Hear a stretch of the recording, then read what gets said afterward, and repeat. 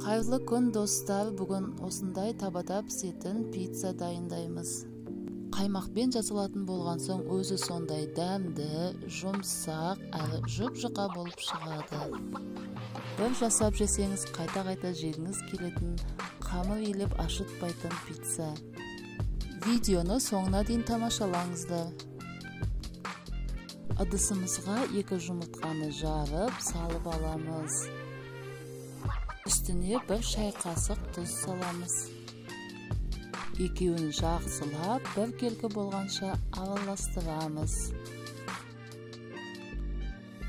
Араластырып болсақ, үстіне 2 ас қасық майонез қосамыз.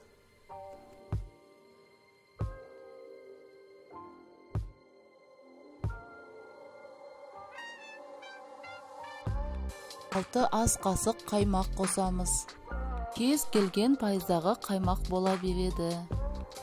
Аймақ болмаса, айранмен де жасасаңыздар да болады. Жақсылап араластырып, үстіне 9 қасық ұн саламыз. Ұнымызды жақсылап араластырамыз. 1 келкі видеодағыдай болып шығу керек.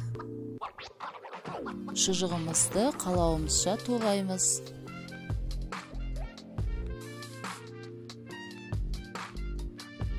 Ірімшігімізді орташа күштен өткіземіз.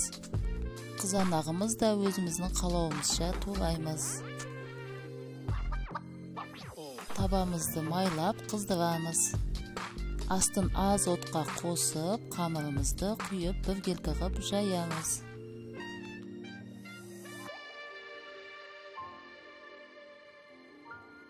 Үстіне қызанағымызды саламыз. Шұжығымызды саламыз. Не салмасын, әркім өзі қалауы бойынша салады.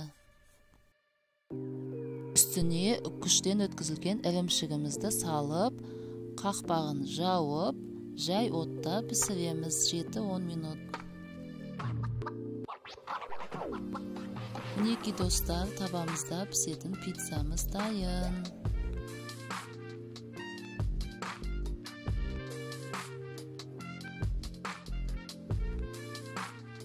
Балаларыма ұнағаны соншалық аптасына 2-3 рет жасап жейміз. Қаймақпен жасалатын болған соң өзі сондай дәмді, құнарлы болып шығады. Дәмі сондай аузыңыздан кетпейді. Видеоны соңына дейін көргеніңізге рахмет.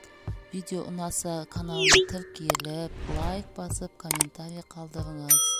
Сау болыңыз.